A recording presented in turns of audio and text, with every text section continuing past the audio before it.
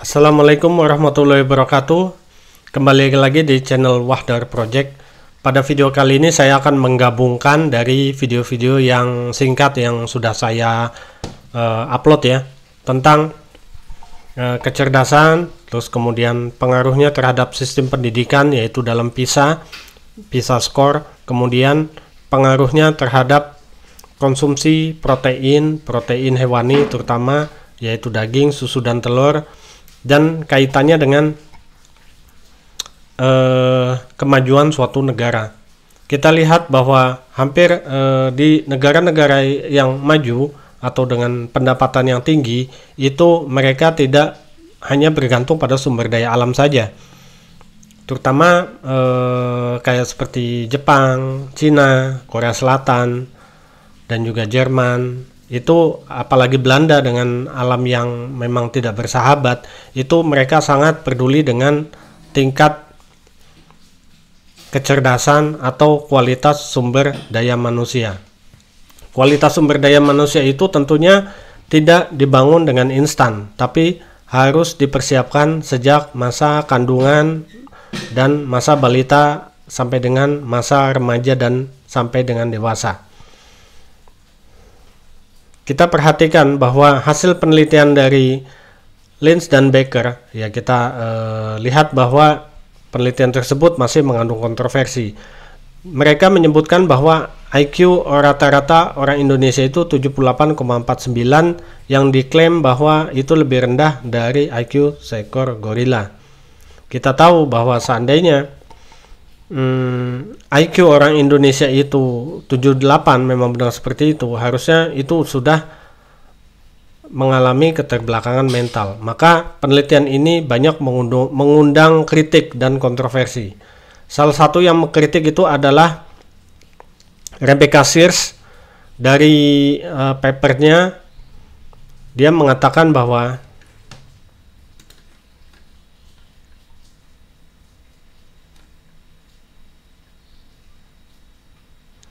dia mengevaluasi versi terbaru yang disusun oleh Lynn Becker pada tahun 2019 yang menunjukkan bahwa himpunan data tersebut atau data-data yang diterbitkan oleh Ulster Institute yang diteliti oleh Lynn dan Becker itu tidak layak digunakan untuk tujuan ilmiah.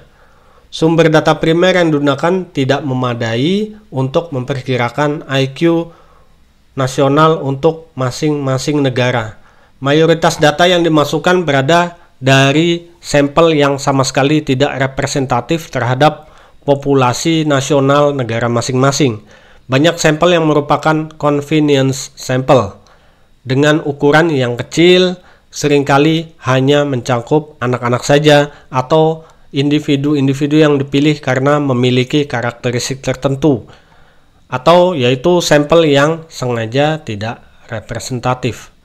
Pengumpulan data dilakukan dengan beragam instrumen tes kognitif yang pada populasi yang sangat heterogen, sehingga mustahil untuk menghasilkan ukuran kemampuan kognitif yang dapat dibandingkan antara satu negara dengan negara lainnya secara valid. Terdapat pula bukti-bukti bahwa ada bukti bias tambahan kemungkinan besar telah diperkenalkan selama proses transformasi data primer menjadi skor IQ. Ada semacam penambahan.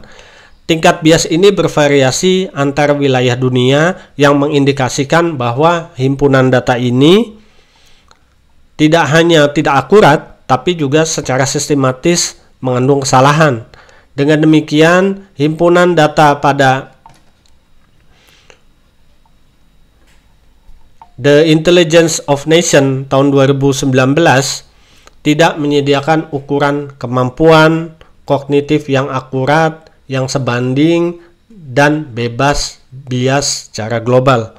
Dan karenanya tidak seharusnya digunakan untuk menarik kesimpulan mengenai variasi kecerdasan masing-masing negara di seluruh dunia.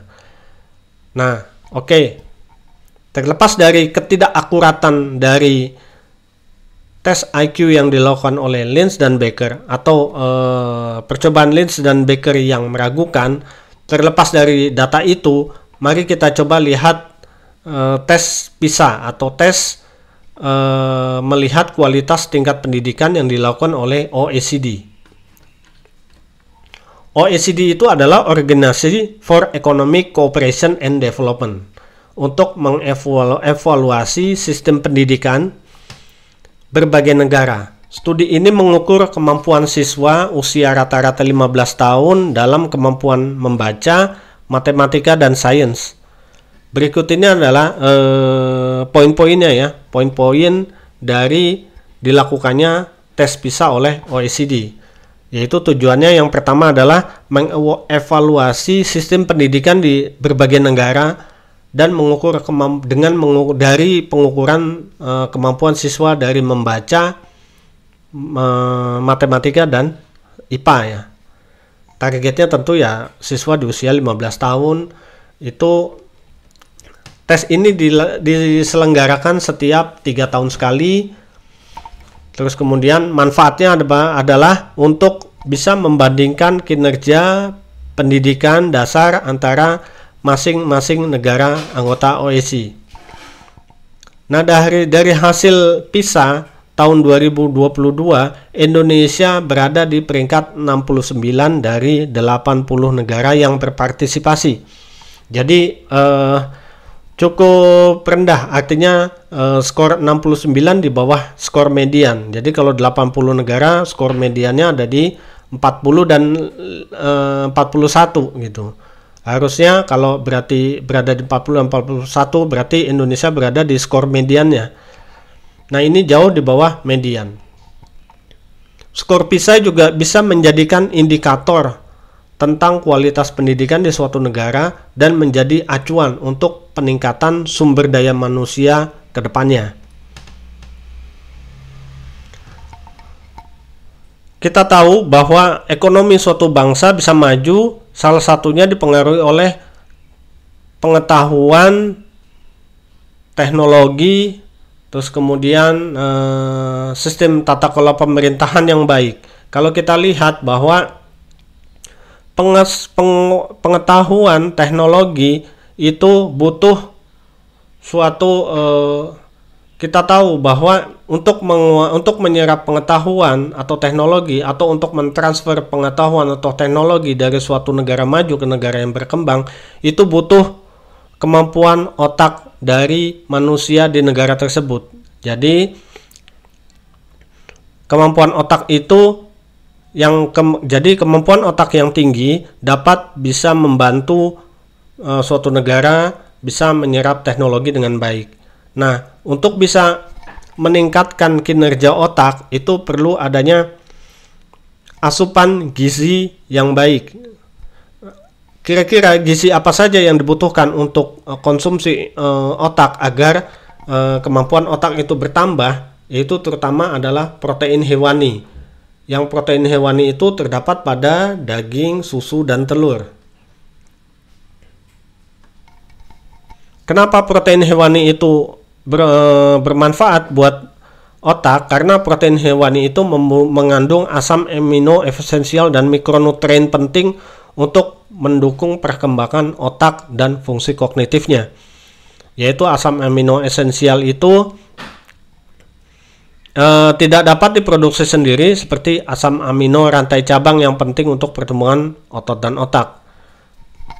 Juga dengan protein hewani tersebut kita bisa mendapatkan atau anak-anak itu bisa mendapatkan asupan mikronutrien terutama vitamin B12, vitamin D, DHA yang terdapat pada banyak ikan, terus kemudian zat besi dan seng. Kita tahu seng itu sangat bermanfaat bagi kecerdasan manusia.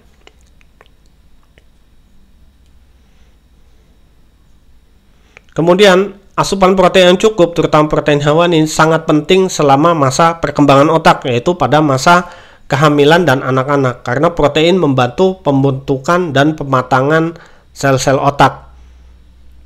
Kekurangan protein dapat menghambat proses ini dan menyebabkan gangguan kognitif seperti masalah belajar, masalah mengingat, dan masalah mental. Kita lihat bahwa sudah banyak penelitian yang menunjukkan bahwa kemampuan protein yang cukup dapat meningkatkan kecerdasan pada anak. Kemudian protein hewani juga dapat menjaga kesehatan tubuh, kekebalan tubuh, fungsi organ, dan pertumbuhan tinggi badan yang sehat. Nah, dapat disimpulkan bahwa protein hewani itu cukup penting untuk mendukung kecerdasan dan perkembangan otak, terutama pada anak-anak. Asupan protein yang memadai, termasuk protein hewani, membantu memastikan perkembangan otak yang optimal dan fungsi kognitif yang baik. Nah, sebelum kita bicara protein, mari kita lihat datanya dulu, yaitu konsumsi daging, susu, dan telur antara negara-negara yang memiliki skor PISA tertinggi. Kita lihat di sini bahwa ada 10 negara skor PISA tertinggi dibandingkan dengan Indonesia. Kemudian kita bandingkan dengan konsumsi susu, daging, dan telur pada mereka. Juga kita akan membandingkan negara-negara yang memiliki postur tubuh tertinggi. 10 negara dengan postur tubuh tertinggi di dunia, bagaimana kita bandingkan dengan konsumsi susu di negara tersebut, dan kita juga membandingkan dengan konsumsi susu dan tinggi badan terhadap masyarakat Indonesia. Dari sini terlihat jelas sekali bahwa negara-negara dengan skor PISA tertinggi, dengan 6 negara dengan skor PISA tertinggi adalah 6 negara dengan skor IQ tertinggi menurut tes Lynn dan Becker. Walaupun tes Lynn dan Becker itu diragukan dan dipermasalahkan, ya memang masih mengandung kontroversi, tapi 6 negara tertinggi itu sama dengan 6 negara tertinggi yang terdapat pada tes PISA, dan juga mereka itu adalah negara dengan konsumsi daging tertinggi. Itu jelas bahwa itu menunjukkan bahwa konsumsi daging yang tinggi atau konsumsi susu atau protein hewani yang tinggi akan berpengaruh pada tingkat kecerdasan melalui tes PISA atau mungkin melalui tes IQ seperti itu.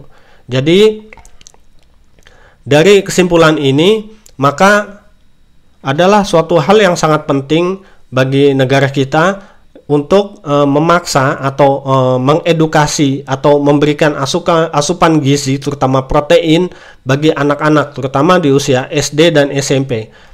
Karena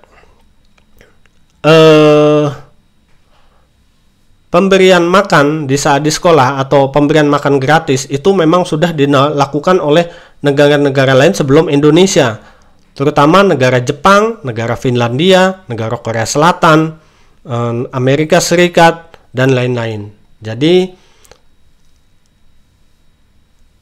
pemberian atau peningkatan asupan gizi untuk anak Indonesia terutama protein itu sangat penting dan mendesak. Demikian dari saya. Assalamualaikum warahmatullahi wabarakatuh.